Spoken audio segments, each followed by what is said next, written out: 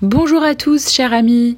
Avant d'entamer le 4e jour du mois de novembre, je voudrais vous remercier pour tous vos commentaires et pour vos encouragements. On aime beaucoup vous lire et répondre à vos questions et être sûr que les vidéos que nous publions vous servent. C'est pourquoi je vous invite à participer pour que cette chaîne soit active pour tous. Si vous avez des questions ou si par exemple vous avez réussi à appliquer l'action du jour, n'hésitez pas à partager pour que nous nous motivions ensemble et que ce soit une chaîne dynamique et motivante. Et pour ça, nous avons besoin de vous.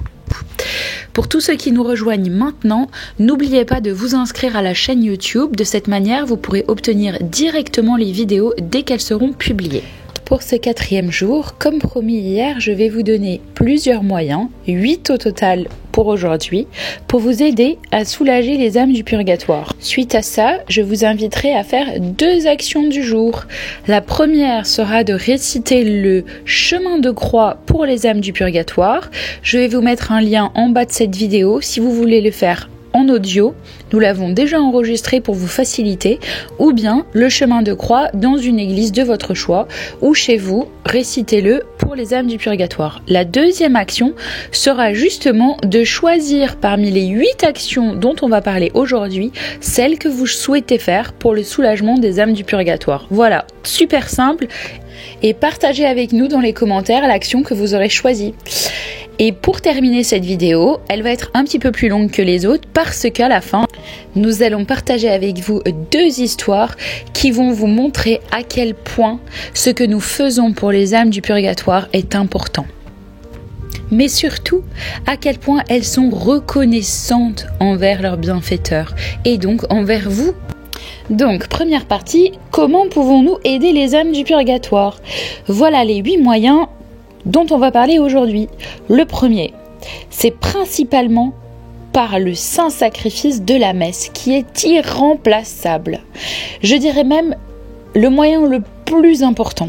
Allez donc chercher un prêtre dans votre paroisse à côté de chez vous pour demander des messes pour les défunts de vos familles, vos amis, vos ennemis, qui vous voulez, ou bien tout simplement pour les âmes du purgatoire. Mais il est indispensable de demander des messes pour les défunts. C'est comme ça que vous pouvez les aider et leur offrir le plus beau cadeau possible que vous puissiez leur faire. Le deuxième moyen, c'est par les souffrances expiatoires. Toutes les souffrances physiques ou morales que vous offrez aux âmes leur apportent un très grand soulagement. Par exemple, si vous avez été contrarié et que vous étiez prêt à vous énerver contre la personne, j'arrête. Je me tais, je ne dis rien et j'offre au Seigneur cette contrariété et je lui demande « Seigneur, voilà, j'étais très contrarié et je n'ai rien dit. Pour toi, je te demande, en échange de ce sacrifice que je viens de faire, de délivrer les âmes du purgatoire. » Magnifique moyen. Donc par les souffrances expiatoires. 3e moyen, par le chapelet. Le chapelet partiel ou complet ou une partie. Et après la messe, le moyen le plus efficace d'aider les âmes. Parce que le chapelet, il y a de nombreuses âmes qui sont libérées quotidiennement, qui sans cette aide devraient souffrir pendant de nombreuses années au purgatoire. Donc ça peut être le chapelet, ça peut être aussi le Notre Père de Sainte Mechtilde qu'on a vu il y a 2 jours, ou l'autre chapelet pour sauver 5000 âmes dont on a parlé, etc. ou une simple prière. Mais en l'occurrence là, le 3e exemple que je prenais, c'est le chapelet qu'on connaît. Le 4e exemple, c'est le chemin de croix que je vous invite à réciter aujourd'hui comme la première action de la journée. Pourquoi ? Parce que c'est vendredi et nous l'avons enregistré. Vous pouvez le trouver en bas de cette vidéo dans les liens si vous voulez le faire en audio. Et pour ceux qui veulent le faire chez eux, vous pouvez le faire avec vos livrets. Le 5e moyen, ce sont les indulgences. Les indulgences qu'on a déjà vues dans les 2-3 vidéos précédentes. Elles ont une valeur inestimable, disent les âmes. Les indulgences sont une appropriation de l'expiation offerte par Jésus à Dieu son Père. Quiconque de son vivant gagne beaucoup d'indulgences pour les morts en recevra aussi plus que les autres à sa dernière heure. Donc c'est tout bénef. Car il recevra la grâce de gagner pleinement l'indulgence plénière. Donc ne pas profiter de ces trésors de l'église pour les âmes du purgatoire est vraiment cruel. Voyons, regardez, si vous vous trouvez devant une montagne de pièces d'or, avec la possibilité d'en prendre autant que vous voulez, pour aider un pauvre malheureux, incapable, par vous-même de les prendre. Il ne serait pas cruel de votre part de refuser le travail de tendre la main pour le faire ? Eh ben voilà. Dans de nombreux endroits, l'utilisation des prières indulgentes diminue d'année en année. Les fidèles devraient être encouragés à les faire hyper souvent et pourtant, elles sont vraiment oubliées. C'est exactement la même chose que la montagne de pièces d'or. Parce qu'on est paresseux, on tend pas la main pour le donner au pauvre à côté qui peut pas les atteindre. C'est exactement pareil. Une toute petite prière peut être extrêmement bénéfique pour les âmes du purgatoire, et pourtant nous, ça nous coûte pas grand-chose. Le 6e moyen, c'est l'aumône et les bonnes œuvres, en particulier les dons pour les missions qui aident les âmes du purgatoire, parce que ça permet à d'autres personnes de prier pour elles également. Le 7e moyen, et j'ai envie de dire vraiment le plus simple, c'est d'allumer des bougies bénites. Ça les aide aussi. D'abord comme un acte d'attention et d'amour envers elles. Ensuite, parce que si elles sont bénies, les bougies éclairent les ténèbres dans lesquelles se trouvent les âmes. Donc lorsque vous allez dans une église, il y a souvent des bougies à vendre. Moi, ce que je fais tout le temps, j'en prends quelques-unes, je vais trouver le prêtre et je lui demande tout simplement, mon père, est-ce que vous pouvez me bénir ces bougies s'il vous plaît ? Et voilà. Ensuite, vous pouvez les allumer dans l'église, chez vous, au cimetière, là où vous voulez. Je vais vous donner un tout petit exemple ici pour vous montrer à quel point cette action si simple a une immense connotation. Il y avait un enfant de 11 ans de la famille Kaiser qui a demandé à Maria Sima de prier. Il était au purgatoire pour avoir, le jour des morts, soufflé les bougies des tombeaux et volé la cire pour jouer. Imaginez un petit enfant. Les bougies sacrées sont d'une grande valeur pour les âmes. Imaginez que ce petit enfant a fini au purgatoire pour ça. Le jour de Notre-Dame des Chênes, Maria Sima a dû allumer 2 bougies pour une âme tout endurant des souffrances expiatoires pour elle. Donc voilà, moi j'ai envie de vous dire, ce moyen c'est vraiment le plus simple. Le 8e moyen et le dernier pour aujourd'hui, ce sont les gouttes d'eau bénite que vous pouvez faire tomber dans une église par exemple. Lorsque vous rentrez dans l'église, vous pouvez faire tomber quelques petites gouttes d'eau en pensant aux âmes du purgatoire, en demandant au Seigneur de soulager leurs souffrances au purgatoire. Et en signe de croix, par exemple, vous prenez un petit peu d'eau en rentrant dans l'église et vous les faites tomber dans l'église par terre. Voilà, bon, je vous dis pas de faire une piscine, quelques petites gouttes, en demandant au Seigneur de soulager les âmes du purgatoire. Et voilà, ça, ce sont les 8 moyens que j'avais prévu de vous proposer aujourd'hui. Les actions de la journée. 2 actions. La première, donc comme je vous l'ai dit au début de la vidéo, le chemin de croix, qui est en bas de la vidéo. Il y a un lien. Pas d'excuses pour ceux qui ne connaissent pas, vous pouvez cliquer sur le lien et le laisser tourner en priant de tout votre cœur. Et ceux qui le connaissent, vous pouvez le faire chez vous, dans une église, où vous voulez. La deuxième action, je vous laisse choisir parmi les 8. Allez chercher une messe pour offrir une messe, ou bien offrir une souffrance aujourd'hui, quelque chose, une contrariété, quelque chose, ne pas manger de dessert, ce que vous voulez, une souffrance ou que vous offrez pour le soulagement de l'âme. Troisièmement, une prière, un chapelet. Quatrièmement, une indulgence. Le quatrièmement, c'était le chemin de croix, mais celui-là, c'est déjà l'acte numéro 1. Le 5e choix, c'était une indulgence. Le 6e, c'était l'aumône ou les bonnes œuvres. Le 7e, allumer une bougie. Et le 8e, l'eau bénite. Et maintenant, nous allons finir cette vidéo sur 2 exemples. 2 histoires pour vous montrer l'importance de ce qu'on fait. La première, c'est la reconnaissance des âmes du purgatoire envers leur bienfaiteur. Et la deuxième, c'est un exemple de Sainte Élisabeth, reine du Portugal. Alors la première, à partir de 1827, une pauvre servante avait la généreuse habitude de faire dire chaque mois une messe pour le soulagement des âmes du purgatoire.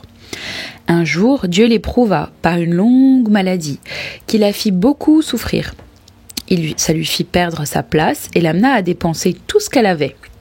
Le jour où elle put enfin sortir, il ne lui restait plus que 20 sous, de quoi payer un repas. Elle se mit à la recherche d'un emploi. Passant devant l'église de Saint-Eustache, Elle y entra, pria avec ferveur. Tout à coup, elle s'aperçoit qu'elle n'a pas fait dire sa messe mensuelle pour les défunts. Mais ces 20 sous vont-ils lui servir à demander cette messe ou à acheter de la nourriture pour la journée? Et vous, qu'auriez-vous fait à sa place? Elle n'avait plus que 20 sous. Or un prêtre vint à passer qui allait dire sa messe. Elle n'hésita pas à lui demander s'il voulait bien la célébrer pour les âmes du purgatoire. La messe de ce prêtre n'étant pas réservée, il accepta, en honoraire, les 20 sous de la brave femme et dit la messe en présence de cette édifiante paroissienne d'un jour pour les âmes du purgatoire. Ensuite, elle sortit pour se remettre à la recherche du nouvel emploi, mais l'inquiétude la gagnait car elle ne trouvait rien et elle venait juste de dépenser les derniers 20 sous qu'elle avait. Or, un jeune homme distingué s'approcha d'elle et lui demanda: « Vous cherchez une place ? » « Oui, monsieur. »« Eh bien, allez à telle rue, tel numéro, je crois que vous trouverez là de l'emploi et que vous y serez bien. » Et il s'en alla, sans entendre les remerciements que la pauvre femme lui adressait. La pauvre femme se précipita à cette adresse. En arrivant à la maison indiquée, elle vit une servante qui en sortait avec des signes de mauvaise humeur. La nouvelle venue lui demanda si la maîtresse de maison était là. « Peut-être que oui, peut-être que non, répond l'autre. Peu importe. Je n'ai plus rien à m'en mêler. Adieu. » Et elle s'en va. La pauvre femme sonne en tremblant et une voix aimable lui dit d'entrer. Elle se trouve en face d'une dame âgée, d'un aspect vénérable, qui l'encourage à exposer sa demande. « Madame, j'ai appris ce matin que vous aviez besoin d'une servante, et je viens m'offrir pour cet emploi. On m'a assuré que vous m'accueillerez avec bonté. »« Mais ma chère enfant, dit la dame, ce que vous me dites là est fort extraordinaire, car ce matin, je n'avais besoin de personne. Voici seulement une demi-heure que j'ai chassé une domestique insolente, et il n'est pas âme au monde, hors elle et moi, qui le sache encore. Qui donc vous envoie ? » ?»« C'est, répondit-elle, un monsieur, un jeune homme, très distingué que j'ai rencontré dans la rue. » La vieille dame ne parvenait pas à identifier cet étranger qui semblait si bien connaître la maison. Or, la jeune femme, levant les yeux, aperçut un portrait sur le mur et s'empressa d'affirmer: « Tenez, madame, ne cherchez pas plus longtemps, voilà exactement la figure du jeune homme qui m'a parlé. C'est de sa part que je suis venue. » À ces mots, la dame pousse un grand cri et semble prête à perdre connaissance. Elle se fait redire toute cette histoire. Celle de la dévotion aux âmes du purgatoire, de la messe du matin, de la rencontre du jeune homme, des 20 sous qui lui restaient. Puis, se jetant au cou de la pauvre fille, elle l'embrasse avec tendresse et lui dit: « Vous ne serez pas ma servante, vous êtes dès à présent ma fille, car c'est mon fils unique que vous avez vu, mon fils mort depuis 2 ans, que vous avez délivré du purgatoire. Je n'en puis pas douter. Soyez donc bénis et prions ensemble pour tous ceux qui souffrent avant d'entrer dans la bienheureuse éternité. » Et voilà, c'était donc le fils qui venait d'être sauvé. Le Seigneur lui a permis d'apparaître à cette pauvre femme qui cherchait un emploi, qui avait donné ses 20 derniers sous pour payer la messe pour les âmes du purgatoire. Et voilà qu'elle a trouvé beaucoup plus qu'un emploi. C'est comme ça que les âmes nous le rendent au centuple. Le deuxième exemple, ce sont des messes pareilles qui ont été dites pour des défunts. C'est l'exemple de Sainte Élisabeth, la reine du Portugal. Sainte Élisabeth, reine du Portugal, venait de perdre sa fille Constance, reine de Castille. Elle se rendait à Santarém lorsque, passant près d'un bois, un ermite en sortit et se mit à courir derrière le cortège royal, criant qu'il voulait parler à la reine. Les gardes le repoussaient, mais la reine, l'ayant entendu, ordonna qu'on le lui amena. Il lui expliqua que plusieurs fois, pendant qu'il priait dans son ermitage, la reine Constance lui était apparue et l'avait conjuré de faire savoir à sa mère qu'elle gémissait dans le purgatoire et qu'il fallait faire dire des messes pour elle tous les jours pendant 1 an. Sa commission faite, l'ermite se retira et on ne le revit plus. Les courtisans qui avaient entendu cet ermite se moquaient tout haut, le traitant de visionnaire, de fou et même d'intrigant. La reine Élisabeth se tourna vers le roi et lui demanda ce qu'il en pensait. Il répondit : « Je crois qu'il est plus sage de faire ce qui vous est demandé par cet homme peu ordinaire. Après tout, faites dire des messes pour notre chère fille défunte est très paternelle et très chrétien. » Le père Ferdinand Mendès, réputé pour sa piété, fut chargé de célébrer les 365 messes pour le soulagement de l'âme de Constance. Sainte Élisabeth priait pour sa fille, mais elle avait complètement oublié la consigne donnée à ce bon prêtre. Un jour, Constance apparut à sa mère, vêtue de blanc, éclatante de lumière, et lui dit : « Maintenant, je m'envole vers la béatitude éternelle. » Le lendemain, Élisabeth alla à l'église pour remercier le bon Dieu de la délivrance de sa fille. Mais le père Mendès l'y aperçut et vint lui dire qu'il venait tout juste de terminer, la veille, la série des 365 messes, juste au moment de l'apparition de sa fille délivrée. Élisabeth se souvint alors de l'ermite. Et voilà, chers amis, la vidéo était un petit peu plus longue que d'habitude. Je vais m'efforcer de les faire plus courtes pour les prochaines.